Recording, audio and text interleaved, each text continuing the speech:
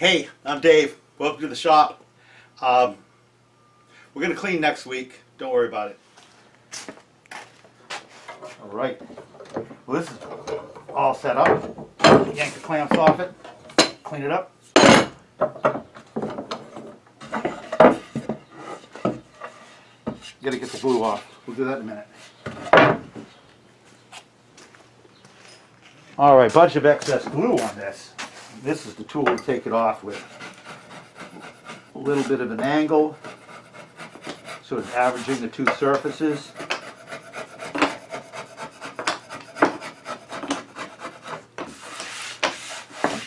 OMG. That is just acceptable, which is all I'm interested in. Do it again. That worked out so well that time.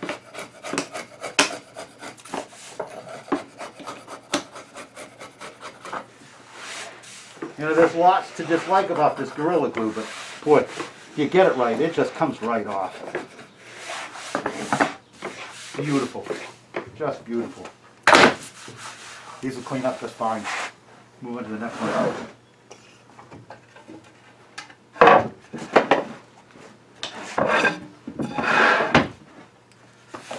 Foamy goodness.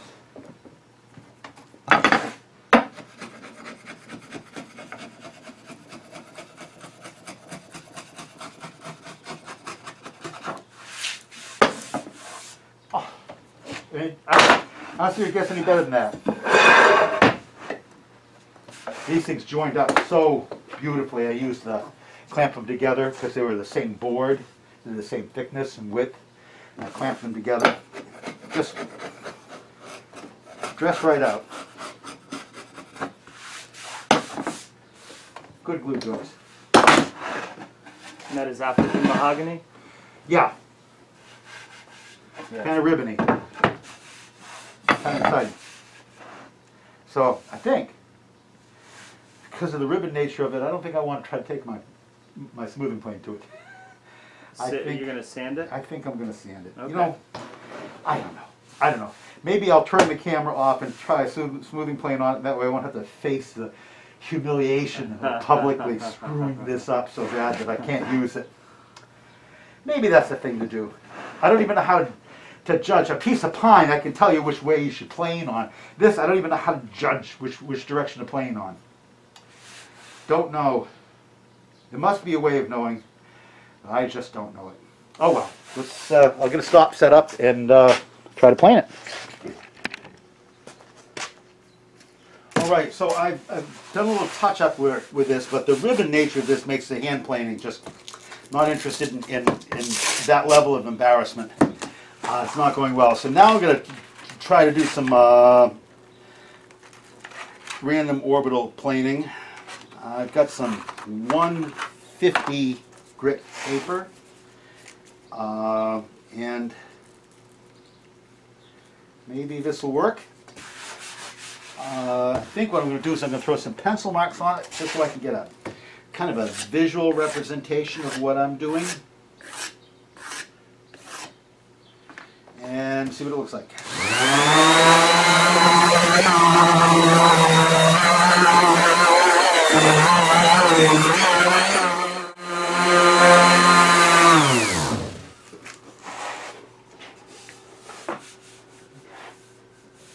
I guess it's improving. The surface? The places that I lifted the grain. Yeah. It's getting a little bit better. I shouldn't. No, it's not. I shouldn't have. I just. What happened? What I expected was going to happen happened. I shouldn't be all that surprised, and I'm mostly fixing it. I'm glad I didn't do the other side too.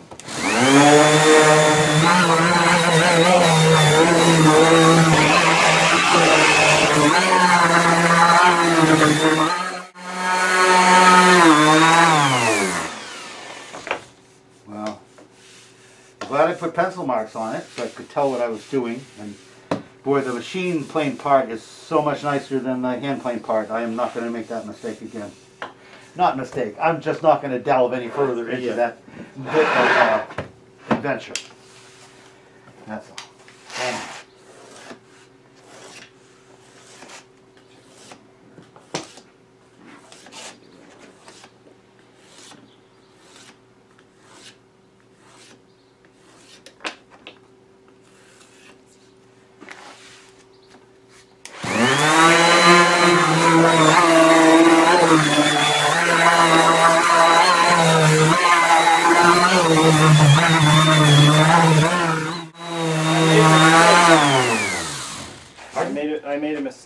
that one. Oh no.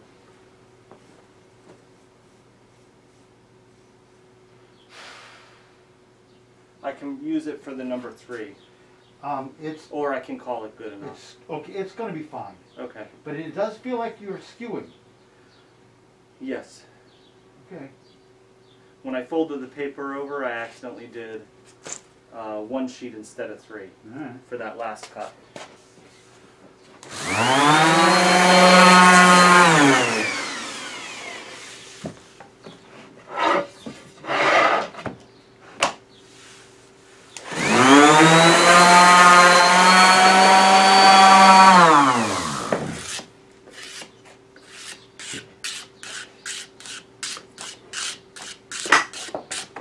Of course.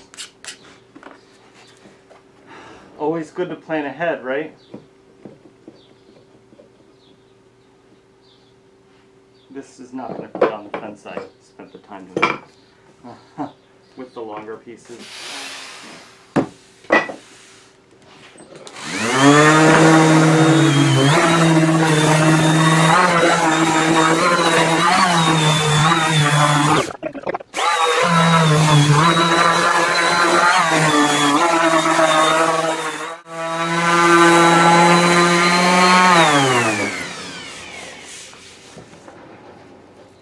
Okay.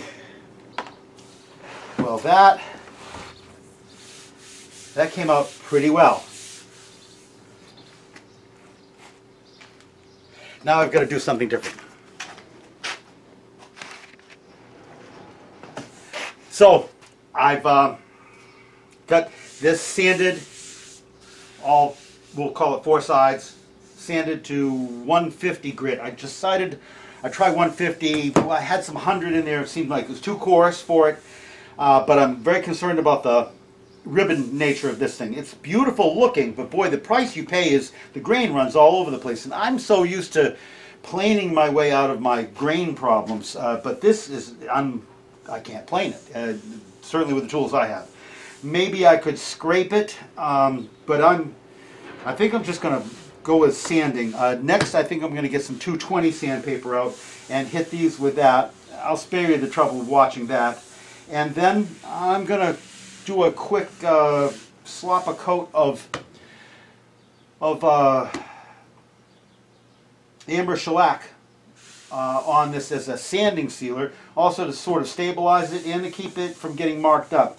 There's still a couple of pencil marks in it, but I'm pretty sure that they'll come out with the 220 sanding. The pencil marks were really valuable for knowing what I had cleaned up, because it all, you touch it with the sandpaper, it all gets this sort of sanded look, but you are not really, doesn't tell you whether or not you're getting the whole surface. This went well. It's pretty smooth. It's not perfect, but it's pretty smooth. It's not like glass, but it's pretty smooth. There is a little bit of that ripple. Remembering that when you're dealing with wood that's ribboned like this, you have different densities, and the more you sand, the more you hollow out the soft spots and leave the hard spots high. So it's getting more and more rippled as time goes on, which is not really a feature. I'm not really for that. So I'm going to do a little touch up, and then switch over to 220. And then I think after I put the shellac on, we'll let it dry, and then decide whether or not we want to sand it with a block from this point on, rather than an orbital machine. Trying to, the orbital I think is just going to continue to make these ripples. The block will start to flatten them a little bit. We'll see what that looks like. It'll have ramifications also. It'll mean that the soft wood with shellac in it will be left behind, and I'll be taking the high spots off. Might just make it look worse. This will be a bit of an adventure. I've never used anything quite like this. Maybe you have, maybe you haven't. You're along for the ride. Let's watch though. Should be fun. Alright, so I've got this thing sanded. Brought it to 220, which I think is, at least for now, adequate. And now I'm going to throw some Amber Shellac on. Nothing special. Beat up old brush. here's the thing. I know that I don't want to. I'm not interested in staining this to get it to a particular color. I'm interested in having it be the color of mahogany with Amber Shellac on it. I have other pieces of mahogany with Amber Shellac on them in the room. So this is a terrific, you know, just going to match. It's an easy way of making that happen.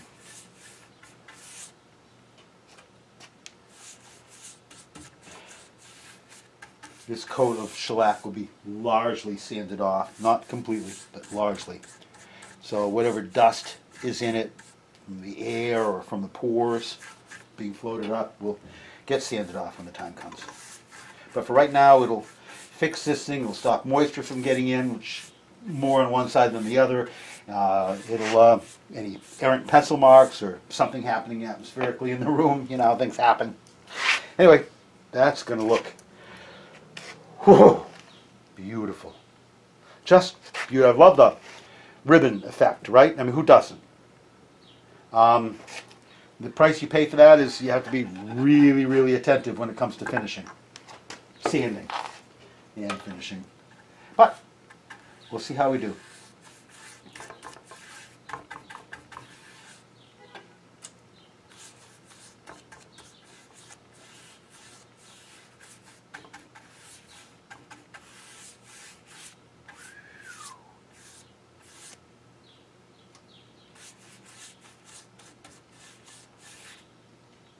Big day tomorrow. A thing that you don't know anything at all about is going to move. I've got an old jointer that I picked up quite some time ago. I was feeling depressed and I wanted to treat myself, and so I treated myself to this old jointer, and I've never gotten it running, and there's been one problem after another. That's, I mean, why I got it. Obviously I got it for next to nothing, because it was a pile of problems. And one by one I've been solving them, but taking my sweet time to do it. Tomorrow is a big leap forward. I'm taking the in-feed and out-feed beds, the top pieces, to a place down in Massachusetts to have them ground flat, because they're not flat. And that's tomorrow, and that's going to be a big day, big step for me. Moving that thing a little bit closer toward being done, rather than just being a catch-all in the room. Anyway, that is what that looks like. That is just stunning. I'm going to go wrap this. Be right back. All right. Thanks for waiting. I'm back now. This is the other piece. I'm pretty excited to see how this one looks. It's the same board. It's going to look virtually the same. But you know what? It doesn't bore me at all. This is, I could do this, all day. It's an adventure. Every time you put the brush down, a new piece of wood jumps up at you and says, I could look like this. And then you start thinking of things that you've done in the past that would benefit from having been made out of something as striking as this.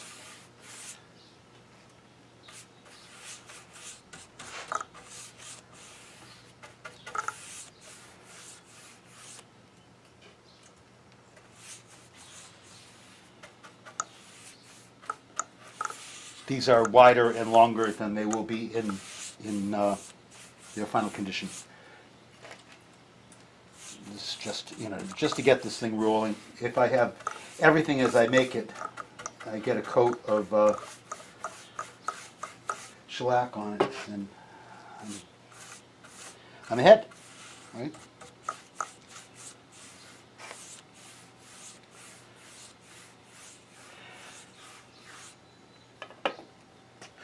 Ooh! Ooh! If you're happy and you know it, say ooh. Alright, And again.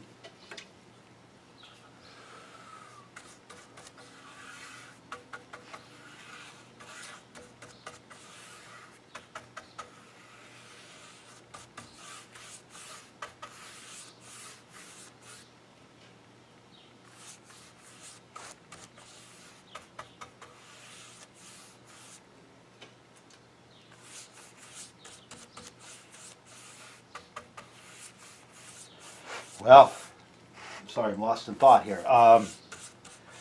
You know, watching.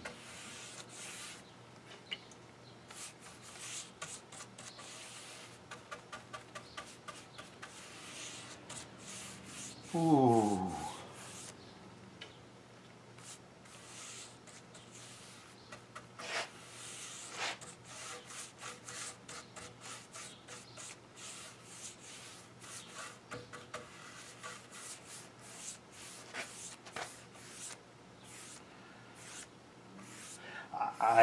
This is silly, right? I'm brushing this out so it'll all be smooth, so there won't be any drips or lumpy places or whatever. Like, it's going to matter after I sand this with 220 sandpaper. But can't do any harm by evening it out. Evening it out. Evening in Paris. Look at that. All right, so this is Dave's little trick. I don't know if you've ever tried this, but shellac, it just is, right? It doesn't set up, it's a deposited film. Is denatured alcohol in the carapaces of shellac beetles. So after you're done with the brush, there's no point cleaning it out if you're going to, I'm only going to use this for shellac. So just throw it in the shellac, put the cover on, and the next time I go to use the shellac, there'll be a brush already in it. That I won't have to spend a moment cleaning or a penny of my money buying a solvent to clean it with. So, all good. Look at this. Look at this. This is just, this is the makings of a good day. I'm loving it. Thanks for watching. Glad you were here. Come back anytime.